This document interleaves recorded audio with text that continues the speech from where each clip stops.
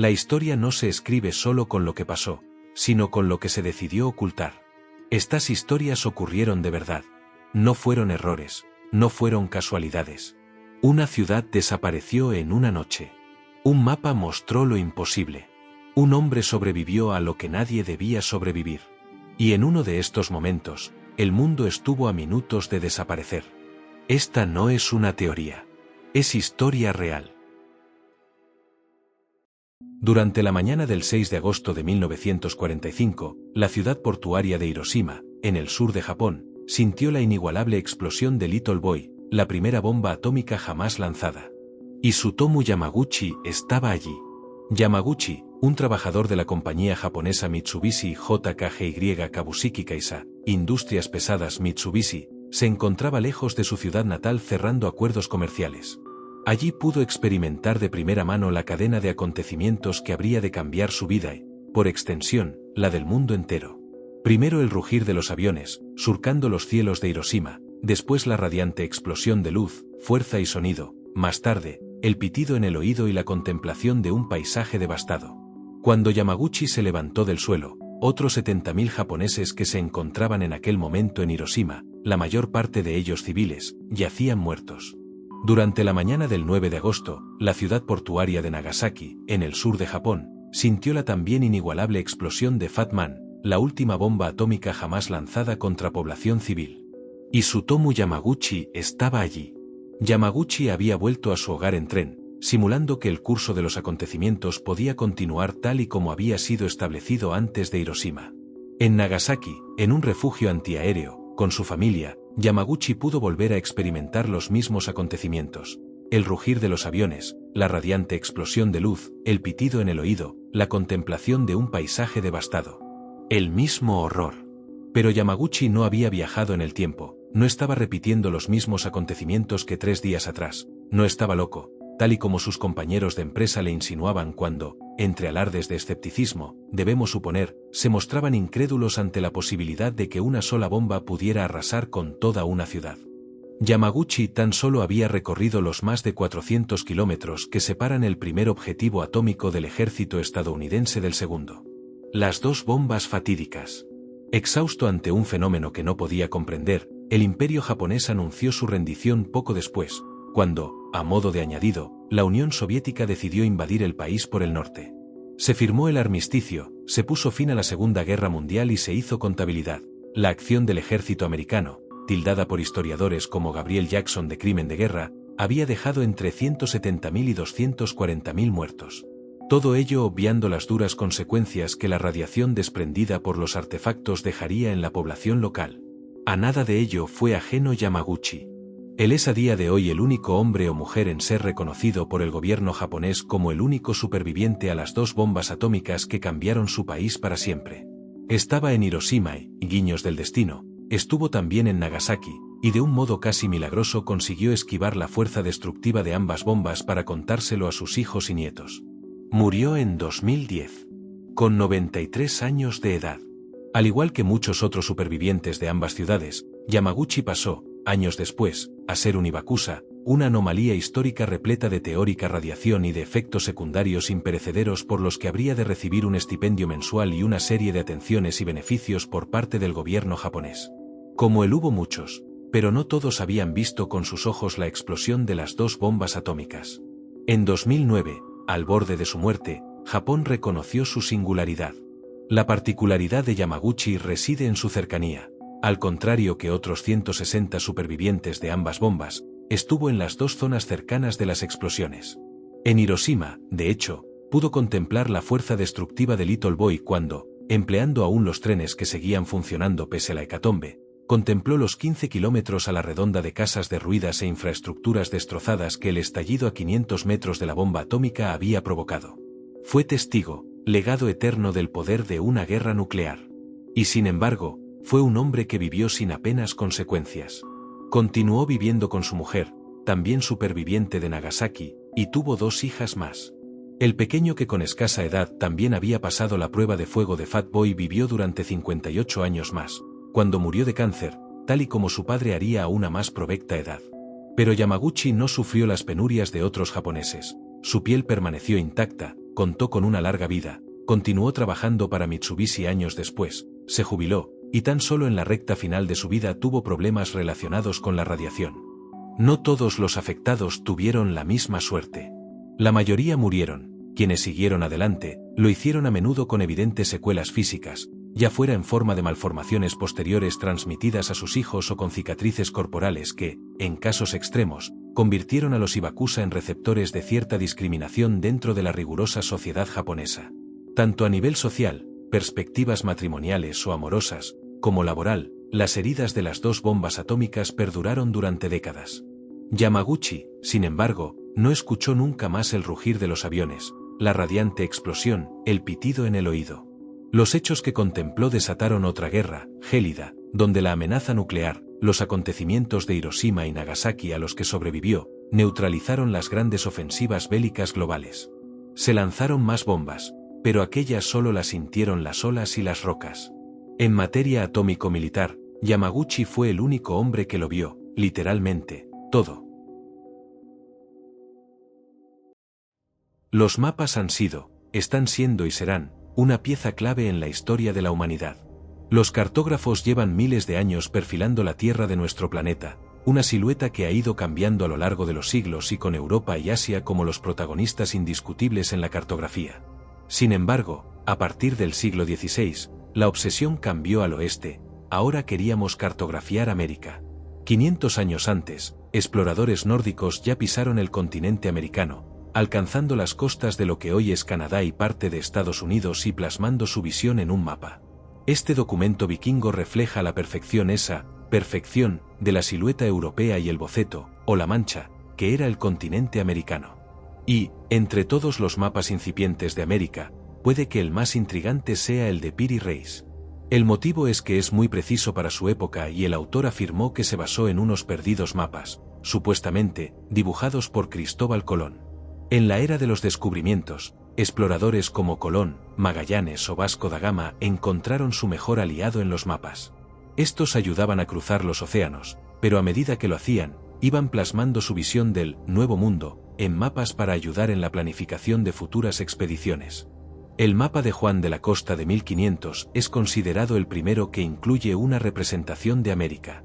Tiene exactitudes importantes, pero es el único realizado por un testigo de los dos primeros viajes de Colón y el perfil terrestre, inequívocamente y pese a los errores, es América. Unos años más tarde, en 1507, llegó el enigmático mapa de Walsee Muller, en el que se utilizó por primera vez el nombre América. De nuevo, había errores en el perfil de la costa oriental de Sudamérica, pero estos dos exploradores no fueron los únicos que cartografiaron el continente en esta época. En 1513, el otomano Piri Reis no solo cartografió el mismo territorio, sino que lo hizo con una exactitud pasmosa y detallando territorios que no deberían estar ahí, porque no se habían descubierto. Aquí hay varios detalles que sorprenden e invitan a levantar una ceja. Piri Reis fue un almirante y cartógrafo que, desde muy joven, participó en varias batallas en el Mediterráneo, cartografiando el territorio y sus islas. Sin embargo, en 1501, solo 9 años después del descubrimiento de América, su tío y capitán Kemal Reis de la flota otomana capturó varios navíos españoles cerca de las costas españolas. Interrogando a la tripulación y saqueando las naves, descubrió que uno de ellos había estado en el Nuevo Mundo durante la travesía de Colón y tenía un mapa dibujado por él mismo que representaba el perfil americano. Como él no era cartógrafo, se lo llevó a Piri para que lo estudiara. Así, el cartógrafo se puso manos a la obra y, teniendo como fuente ese mapa de Colón, otros mapas portugueses y varias cartas, empezó en 1511 a diseñar su mapa. Lo hizo sobre piel de gacela y sorprende que Piri, realmente, no viajó al Nuevo Mundo, sino que lo trazó todo basándose en las fuentes que se habían ido de expedición. Así como conocimiento de los mapamundis ptolemaicos. ¿Lo más polémico del asunto? Para empezar, las Malvinas. Como tantas veces a lo largo de nuestra historia, el descubrimiento de las islas tiene varios novios. Numerosos mapas posteriores a 1520 sugieren que las Malvinas fueron avistadas por primera vez por Magallanes, pero Portugal también quiere el mérito y lo atribuye al viaje de Américo Vespucio de 1504. En el mapa de Walsee Muller ya se intuyen las islas, pero es en el de Piri Reis en las que aparecen representadas de una forma mucho más fiel a la realidad. Identificadas como Île de Sare, las islas se han comparado con las Malvinas, ubicadas al este del Estrecho de Magallanes. El cuerno de Argentina está más estirado de lo que debería, también el Caribe, pero sorprende lo bien representada que está toda la zona oriental del continente. Por otro lado, y lo más extraño, es la Antártida. Lo primero es que está representada sin hielo, algo imposible, pues lleva 4000 años cubierta por ese manto blanco. Lo segundo es que, oficialmente, fue descubierta en 1820. Aparte de esto, el cartógrafo realizó algunas descripciones de algunas de las zonas y representó tanto animales como criaturas mitológicas, algo normal en la época. Durante años, el mapa de Piri Reis estuvo en la sombra. Sin embargo, en 1929, un grupo de estudiosos tuvieron el encargo de organizar los archivos del Palacio de Topkapi en Estambul. La idea era convertir el palacio en un museo, por lo que había que limpiar los sótanos y clasificar todo lo encontrado. En una pared de la sección del Imperio Otomano, escondido y olvidado, el director de los museos nacionales, Ali Dedem, encontró el mapa. Debido a las menciones a fuentes como Cristóbal Colón y a que representaba detalles desconocidos para los otomanos de comienzos del siglo XVI, el mapa fue estudiado con atención casi desde el primer momento. Es orgullo nacional turco desde 1933, pero hay un problema. Si bien tiene zonas extremadamente bien representadas, otras, como las estiradas islas caribeñas o la unión de Argentina con la Antártida, sumado a la intriga por saber cómo un otomano que no viajó a un nuevo mundo que, cuando se realizó el mapa estaba en una fase extremadamente temprana de exploración, han levantado polémica a lo largo de los años. Se han generado teorías sobre la existencia de civilizaciones antiguas con capacidades de cartografía avanzadas, controvertidas y sin fundamento. Esto puede ser debido a que, si bien Piri citó fuentes fidedignas, también hizo referencia a los antiguos reyes del mar. Pero, sobre todo, la principal controversia es que ciertas partes del mapa parecen realizadas desde perspectivas aéreas, algo imposible. Lo cierto es que el mapa sigue trayendo de cabeza a muchos investigadores. Entre todas las fuentes que empleó Piri para realizar su célebre mapa, otras teorías apuntan que una de ellas podría haber sido China. La del almirante Zen, que habría llegado a la costa pacífica de América unos 60 años antes que Colón. En 1421, concretamente. Pero bueno, polémicas y fuentes aparte, porque más allá de las Malvinas o la Antártica, también aparece la isla Marajó que se descubrió décadas después de la elaboración del mapa, los Andes o el nacimiento del Amazonas, todo inexplorado en aquel momento. El de Piri Reis es una obra espectacular y de gran importancia cultural. ¿El motivo? Es el mejor testimonio de aquel mapa perdido de Cristóbal Colón. Hay inexactitudes, sí, pero también es notablemente preciso en algunas áreas. Como decimos, es considerado uno de los mejores testimonios de los mapas dibujados de Colón, de los cuales solo se conserva un pequeño boceto del norte de la isla La Española. Teniendo en cuenta la forma alargada de la isla en el mapa de Piri Reis y las 3 torres que representa el otomano y que también estaba en el mapa de Colón, así como nombres de algunos puertos reflejados en los textos colombinos, este mapa sirve para tener una idea de cómo Colón reflejó América en sus primeros viajes. Actualmente, el mapa se encuentra en el Museo Topkapi Sarayı de Estambul, pero es tremendamente frágil, por eso, no se exhibe comúnmente al público. Se sigue estudiando, pero en este caso, es mediante reproducciones e imágenes de alta resolución porque, como decíamos, más allá de su precisión, es un compendio perfecto de la información disponible sobre América a comienzos del siglo XVI. La noche del 30 de junio de 1908 se presentaba tranquila en Londres. De pronto, según llegó a contar una crónica del London Times, un periódico local, el cielo resplandeció de tal manera que parecía que hubiera salido el sol en plena noche, y según otros testimonios procedentes de todo el viejo continente, aquella luz surgida en plena noche provocó que la gente saliera despavorida a las calles preguntándose qué estaba sucediendo.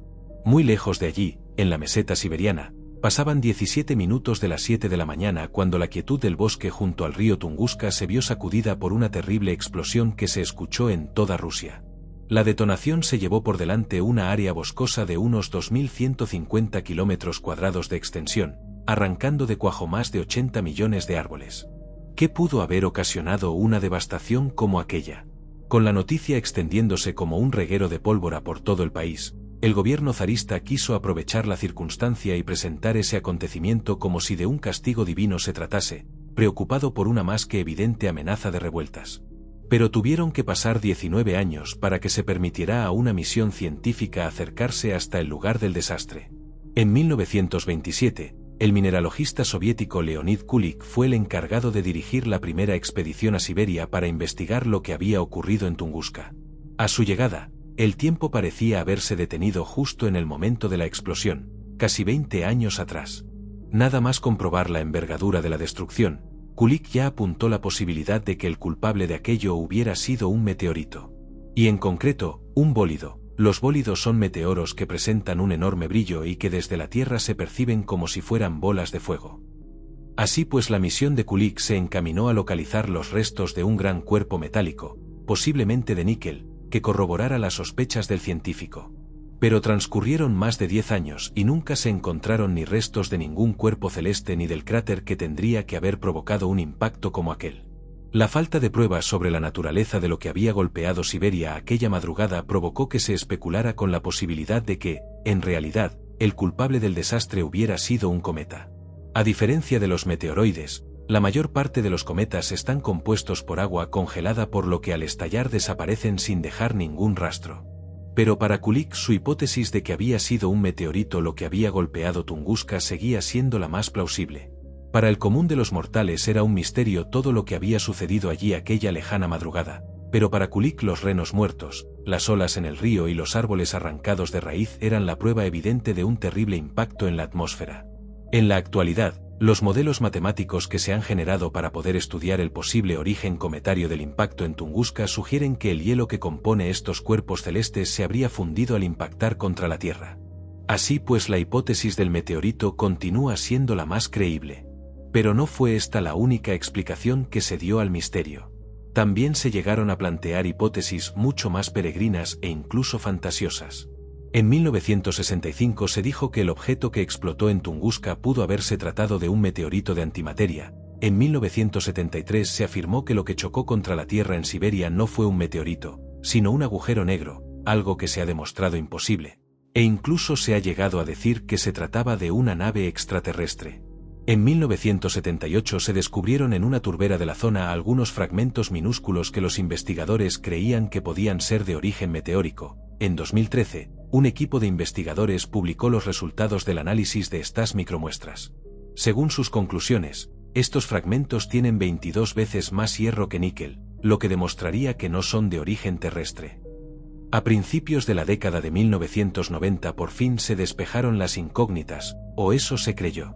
Las autoridades rusas informaron de que un equipo de físicos había confirmado que lo sucedido en Tunguska había sido provocado un meteorito, tal y como ya había apuntado Kulik tantos años atrás. Según las investigaciones, el hecho de que no se hallaran restos pudo ser debido a que el objeto implosionó debido a un rayo que generó el mismo meteorito. Esto ocurre cuando un objeto entra a gran velocidad en la atmósfera terrestre alcanzando temperaturas tan altas que provocan la liberación de electrones. Al perder los electrones, el meteorito va cargándose positivamente, lo que causa una diferencia de potencia y genera una descarga eléctrica. Según esta teoría, ese pudo ser el motivo por el cual no se encontró nada. El meteorito se consumió tras la explosión que él mismo generó. Un siglo más tarde, todavía no se ha logrado dar una explicación plausible a lo ocurrido el 30 de junio de 1908 en Siberia, un evento destructivo cuya onda expansiva fue capaz de romper los cristales de las ventanas a 400 kilómetros de distancia e incluso hacer caer a las personas. Los estudios realizados hasta la fecha aseguran que la detonación se produjo en el cielo y liberó una energía de 30 megatones, el doble que la liberada por las bombas atómicas arrojadas sobre Hiroshima y Nagasaki, y que solamente la fortuna hizo que la explosión se produjera en una zona deshabitada, lo que probablemente evitó una auténtica masacre. En marzo de 2020, un estudio publicado en la revista científica Monthly Notices of the Royal Astronomical Society de la Oxford Academy por un equipo de investigadores rusos dirigidos por el astrónomo Daniil Krennikov, de la Universidad Federal de Siberia, apuntó a que el culpable de la catástrofe de Tunguska fue un gran meteorito de hierro que pasó a una altitud relativamente baja de la Tierra para luego salir despedido, provocando una onda expansiva devastadora para nuestro planeta. Hemos estudiado las condiciones de paso de asteroides con diámetros de 200, 100 y 50 metros, que constan de 3 tipos de materiales: hierro, piedra y hielo de agua, a través de la atmósfera de la Tierra con una altitud mínima en el rango de 10 a 15 kilómetros, explican los investigadores en su estudio. Y las conclusiones a las que ha llegado son claras. Según ellos, los resultados obtenidos respaldan nuestra idea de que el fenómeno Tunguska no ha recibido interpretaciones razonables y exhaustivas hasta la fecha. Argumentamos que el fenómeno fue causado por un cuerpo de asteroide de hierro, que pasó por la atmósfera de la Tierra y continuó hasta una órbita casi solar. De esta manera, el estudio concluye que el meteorito de Tunguska nunca llegó a impactar contra la Tierra, pero que pasó lo suficientemente cerca de nuestro planeta como para provocar un cataclismo. Con un diámetro de entre 100 y 200 kilómetros y viajando a una velocidad de 72.000 kilómetros por hora, el meteorito desprendió tal cantidad de calor y su masa era tan grande que ambos factores fueron suficientes para explicar los daños provocados.